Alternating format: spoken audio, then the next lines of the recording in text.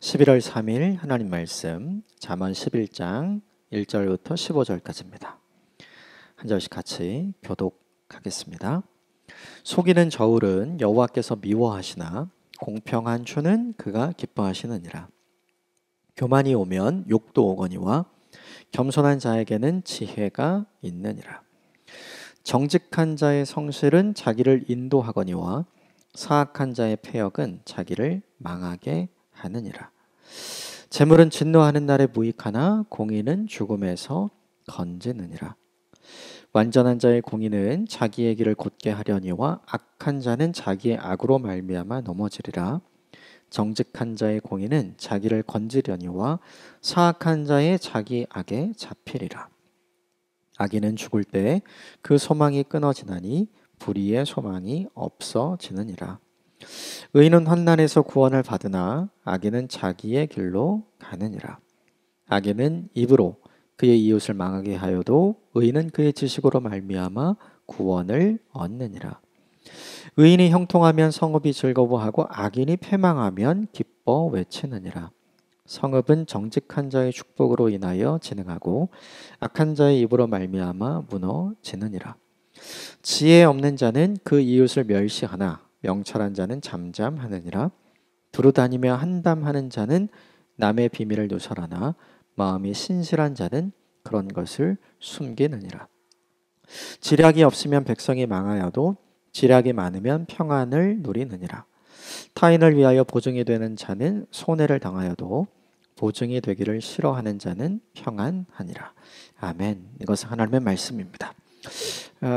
오늘도 짧은 경구로 몇 가지 내용을 함께 살펴보면서 오늘 읽었던 이 말씀이 우리에게 주는 도전 함께 좀 나눠보겠습니다. 먼저 1절 말씀 같이 보겠습니다. 1절 시작. 속이는 저울은 여호와께서 미워하시나 공평한 추는 그가 기뻐하시느니라. 그러니까 물건을 사고 팔 때 속이는 저울을 쓰면 파는 자에게 이익이 되겠죠. 그러니까 정량보다 적게 주면서 제값을 받게 되면 조금 더 이익이 되니까 이제 속이는 저울을 쓰게 되는 거죠. 그러니까 왜 속이냐 하면 나에게 더 큰 이익이 돼서 속이는 거죠. 속이면 그에게는 손해지만 나에게는 이익이에요. 그래서 내 이익을 위해서 오늘 본문에 속이는 저울을 쓰는 거죠. 그런데 생각을 해야 될 게 속이는 저울은 하나님께서 미워하신대요.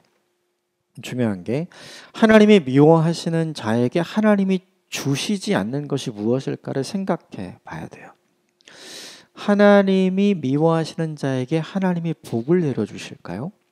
형통을 내려주실까요? 그렇지 않죠.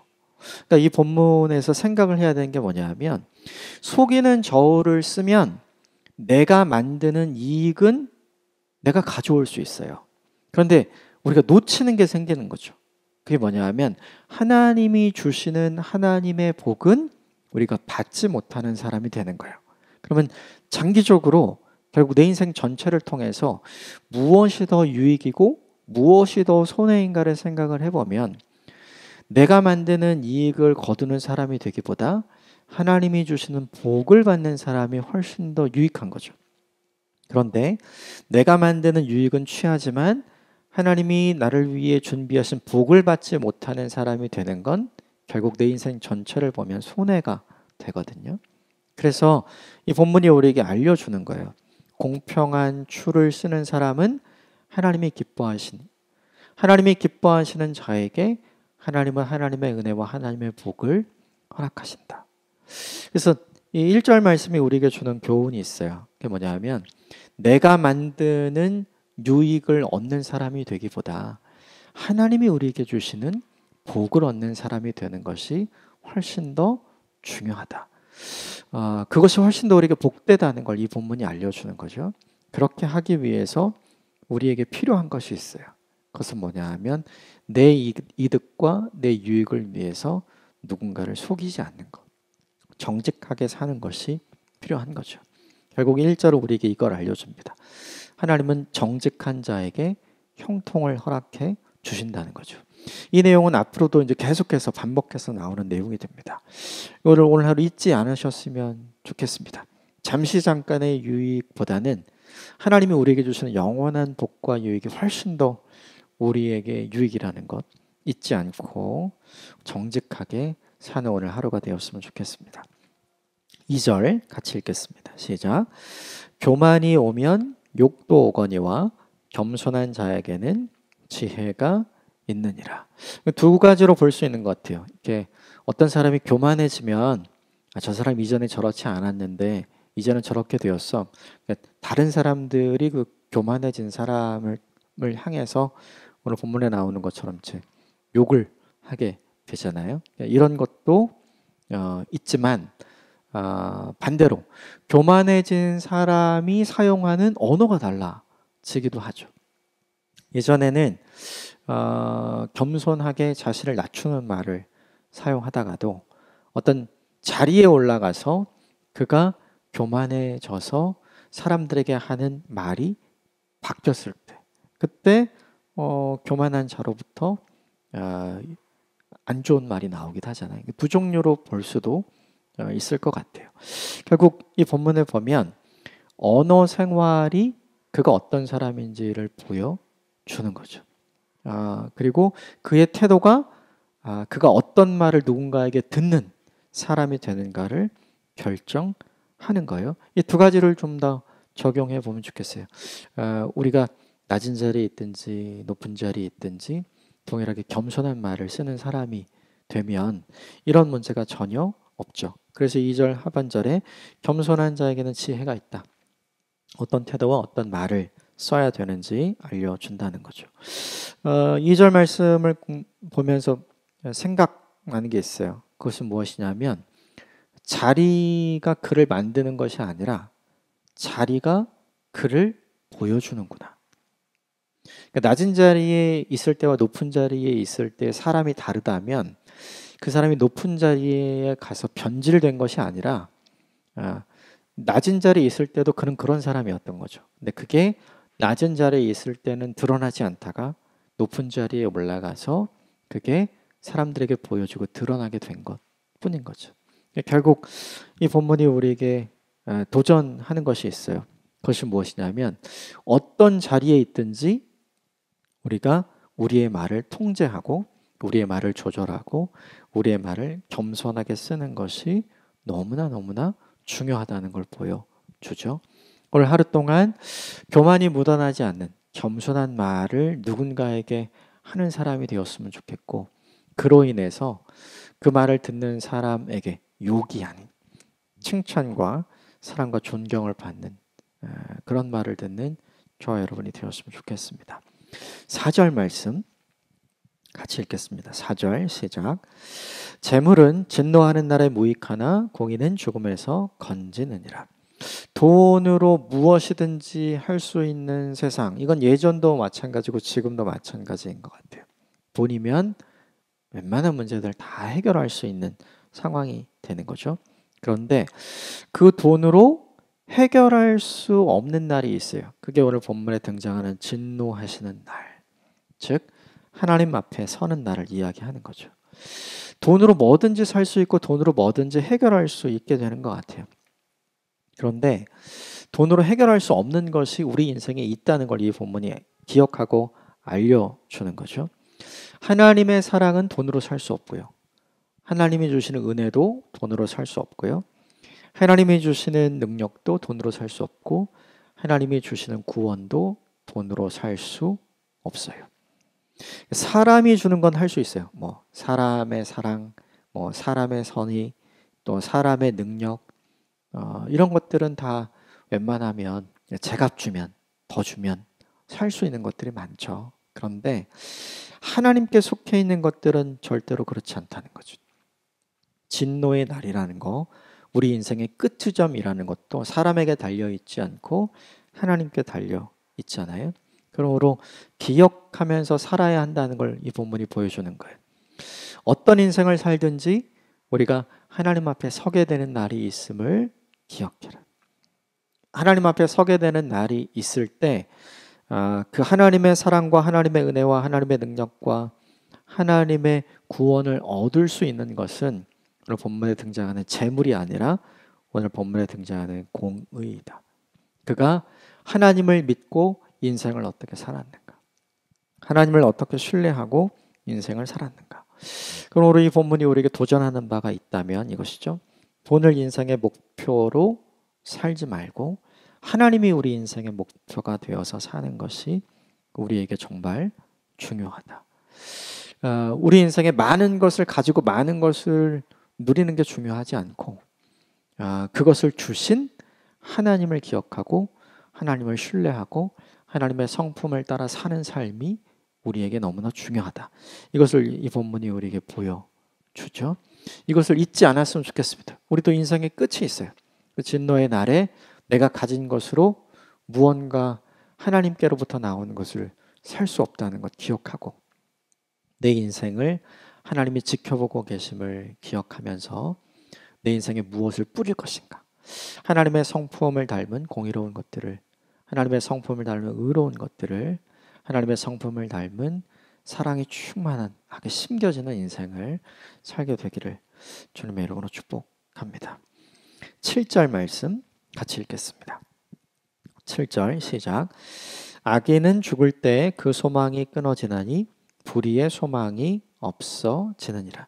이건 5절과 6절과 7절 함께 연결해서 보시면 굉장히 좋을 것 같은데 의로운 자는 공의로 자기의 길을 곧게 하는 사람이 되고 또 불의한 자는 자기의 악으로 말미암아서 결국 넘어지게 될 것이다.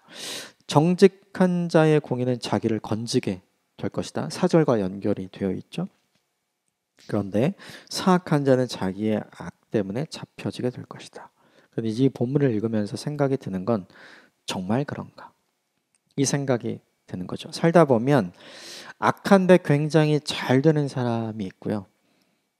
굉장히 공의롭고 굉장히 정직하고 굉장히 선한데 그렇지 않은 사람을 굉장히 많이 보는 거죠. 그때 우리가 하게 되는 질문들, 의심이 있어요. 이것은 이미 하박국과 같은 선지자들이 이미 했죠. 하나님 어떻게 악인이 저렇게 잘 됩니까? 하나님이 선하신데 악인의 형통함을 왜 그냥 보고 계십니까? 이런 질문을 했죠.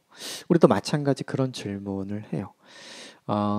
하나님의 말씀을 따라서 정직하게 하나님의 성품을 보여주면서 사는 삶이 고통당하고 고난 속에 있는 걸 너무나도 많이 보고 그렇지 않음에도 불구하고 누릴 거 다 누리고 가질 거 다 가지면서 하나님 없이 사는데도 불구하고 굉장히 인생을 잘 사는 사람들이 있단 말이죠.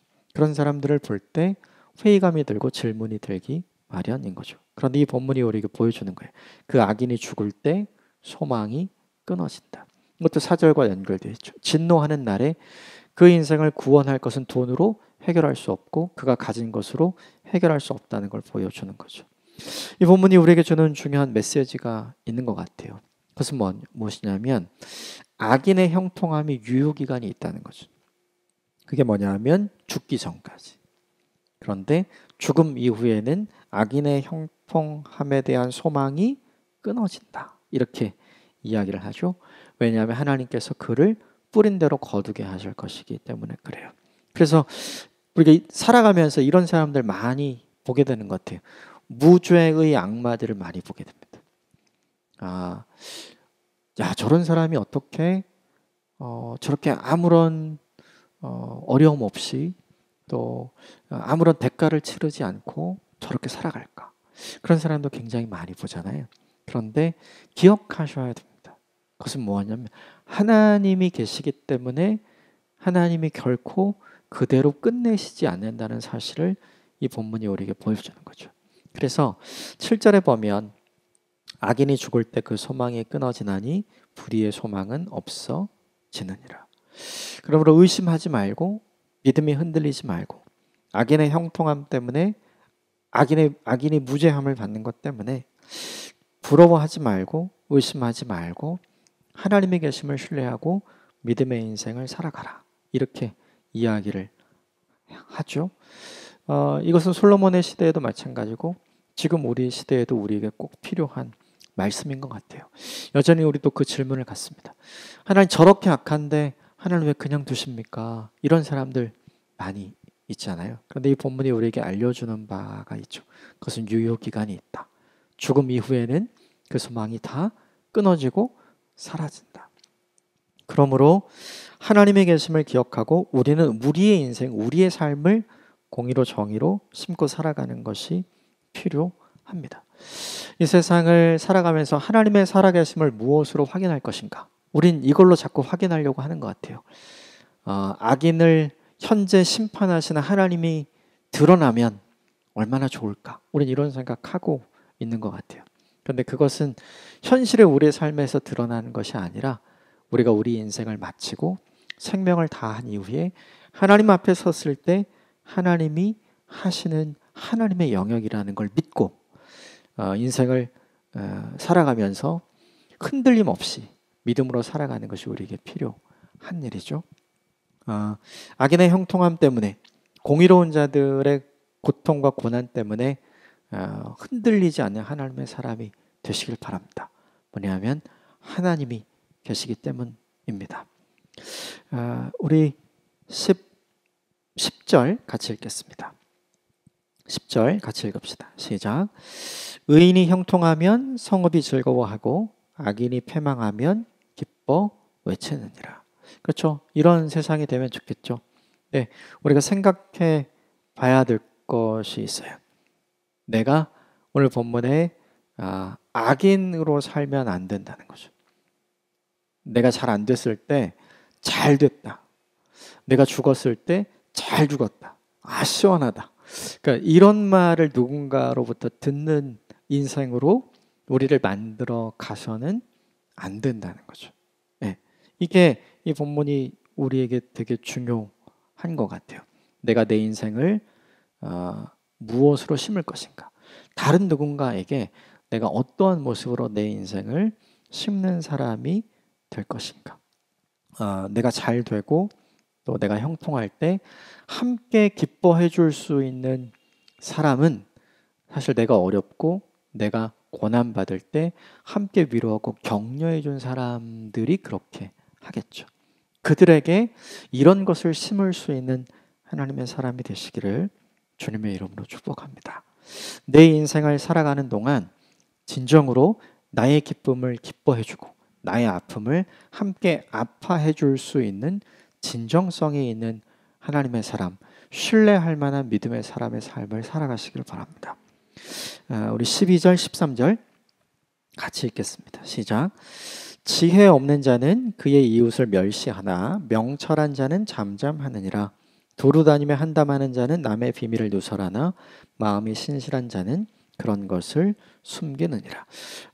어제 본문에도 말에 대한 이야기가 나왔죠. 의인의 말은 순은과 같다. 그래서 불순물이 없는 말, 버릴 것이 없는 말, 그래서 적은 말이었잖아요. 작지만 적지만 아주 영향력 있고 가치 있는 말. 그런데 오늘 본문 12절과 13절에 나오는 말은 지혜 없는 자의 말이니까 어제 본문은 악인의 말인 거죠. 말하는 대로 생각하게 되고 자신을 기준으로 솔직하게 많은 말을 해서 나중에 후회하게 되는 그 말 하는 사람들을 이야기하는 것 같아요. 오늘 본문에 이렇게 이야기했어요.